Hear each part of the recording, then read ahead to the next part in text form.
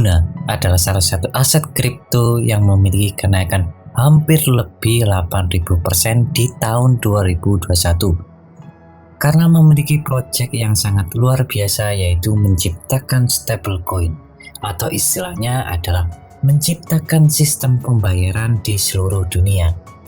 Apakah ini akan proyek masa depan atau dalam tanda kutip printing money? Hai, saya Kang Heri, saya akan bahas lebih dalam.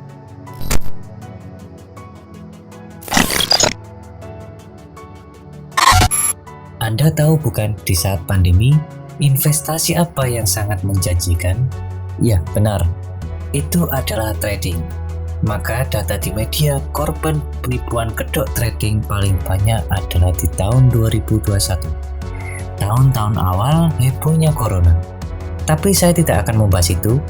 Video ini disclaimer ya, bukan untuk FAT, karena saya tidak menceritakan yang baik-baik saja, melainkan buruknya juga. Jujur saja, saya bukan ahli crypto coin dan hanya sebagai pemain trader kecil-kecilan saja. Namun perlu diingat bahwa nggak cuma kripto saja yang memiliki sisi dark side, melainkan bisnis lain pun punya sisi dark side juga. Saya telah lama ikut orang berbisnis, selalu menemukan sisi white side dan dark side. Contoh saja adalah di kosmetik. Sisi dark side-nya adalah menjual bahan-bahan kosmetik yang aman, namun dituliskan beragam manfaat yang menjanjikan. Bisnis properti juga, yaitu developer menggunakan bahan-bahan murah, namun kualitas murahan, agar mendapatkan keuntungan yang berlipat-lipat dan masih banyak lagi. Tapi sekarang hype-nya adalah kripto, terutama di Luna dan Near. Saya akan bahas sedikit saja sebelum berlanjut ke lebih yang dalam. Luna dan Near adalah teknologi blockchain yang salah satu proyeknya yang hype banget adalah pembayaran digital. Sama seperti kalian yang membeli barang belanja di Shopee, Tokopedia, dan lain-lain menggunakan perantara uang digital yaitu GoPay, ShopeePay, Dana, dan masih banyak lagi. Tapi dengan teknologi blockchain, kesempatan transfer ke berbagai negara terpencil sekalipun, hal ini tidak akan menjadi masalah karena transaksinya menggunakan by address saja dan tanpa menggunakan pihak ketiga seperti bank sentral. Ini mirip seperti Anda melakukan pembayaran dari orang ke orang, pembeli dengan penjual, dan tanpa menggunakan perantara pihak ketiga. Lalu bagaimana dampak pengembangan stablecoin ini? Apakah ini akan menjadi dampak perbudakan selain Rothschild, yang mana proyek Rothschild adalah uang kertas? Diketahui bahwa peredaran uang Terra Luna atau Terra USD berbasis blockchain tidak memiliki jumlah maksimum supply. Apa sih pentingnya supply max? Supply max adalah jumlah maksimal pasokan dan itu sangat penting. Walaupun memang ada dua sisi pemikiran yang berbeda. Jumlah pasokan maksimal tidak ada karena menyesuaikan kebutuhan pasar. Pemikiran kedua adalah pasokan maksimal tersebut haruslah ada karena agar tidak terjadi printing money dan ditetapkan sebagai regulasi tertentu. Disclaimer ya, ini bukan FAT. Saya hanya menjelaskan ini berdasarkan pengamatan dan informasi yang beredar. Jadi tetap dior. Kita tahu bahwa kripto tidak ada pihak ketiga atau bank sentral yang mengendalikannya, atau istilahnya adalah desentralisasi. Kewenangan ada di tangan Anda sendiri. Beberapa keunggulan sistem blockchain ini diantaranya adalah lebih transparan. Tidak ada otoritas yang bisa mengganggu. Dalam artian pihak ketiga ya.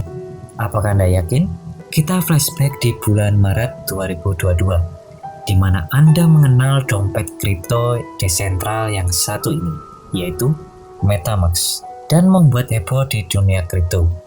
Pada saat itu, Twitter mendadak ramai karena negara Venezuela tidak bisa mengakses MetaMask-nya.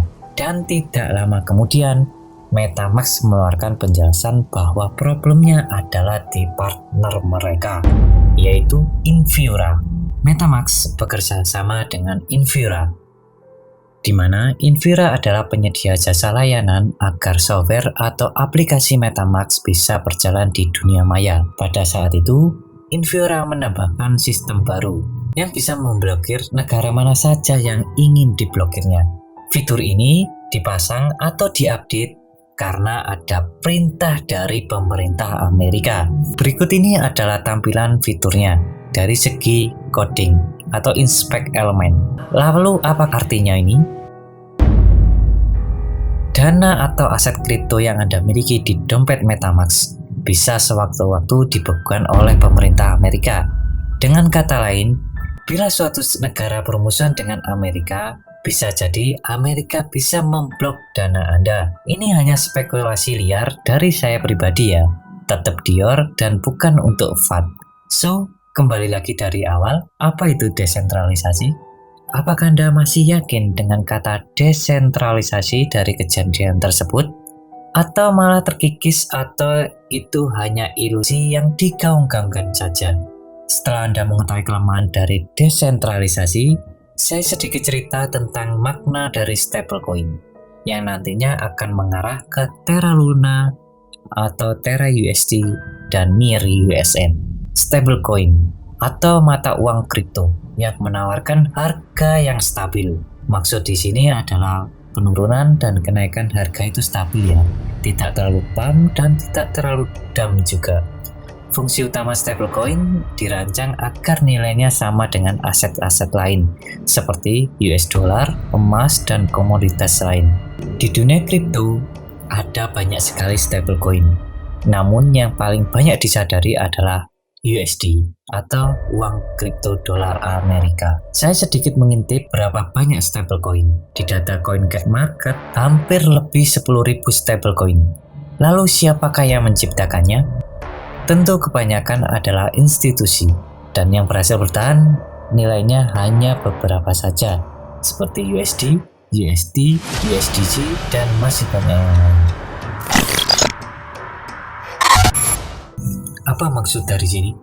Cara cetak uang yang saat ini hanya dikuasai oleh bank sentral saja, sekarang bisa dilakukan oleh para institusi. Di dunia kripto, cukup menggunakan coding algoritma, sudah bisa menciptakan stablecoin dan para developer bisa mencetak berapapun hanya modal dengkul atau angin kosong saja. Salah satunya adalah Terra Luna. Pada pertengahan 2021, Terra berhasil menciptakan stablecoin dan mengalami crash pada nilai asetnya. Hingga saat itu, USD telah memiliki nilai yang sama dengan USD dolar, dan bisa dibilang koin ini termasuk salah satu koin stablecoin yang berhasil di pasar. Konspirasi Luna dengan Mir. Akhir-akhir ini banyak investor yang skeptis mengenai stablecoin. Mereka takut investasi karena tingkat keberhasilannya sangat kecil. Namun semenjak Terra berhasil menciptakan stablecoinnya sendiri dan berhasil di pasaran, para institusi mulai wait and see and get golden formula. Nah, gimana dengan Mir? Mir adalah salah satu aset kripto yang memiliki project Verified Shard, platform aplikasi terdesentralisasi yang dirancang untuk membuat aplikasi dapat digunakan pada web. Jaringan berjalan pada mekanisme Proof of Stake yang disebut juga Nextstake, yang bertujuan untuk menawarkan skalabilitas dan biaya yang stabil. Di bulan April 2022, ada salah satu investor besar namanya adalah Tiger Global dengan total dana 350 juta US dollar. Saya berpikir mungkin akan membangun sistem baru, entah itu keamanan atau utilitas lain. Ternyata hal ini mengejutkan saya, yaitu NIR akan memunculkan stablecoin USN tanggal 20 April 2022. Padahal sebelumnya tidak ada gaung-gaungan project ini loh. Tapi kembali lagi, ini adalah pendapat pribadi saya dan belum tentu benar.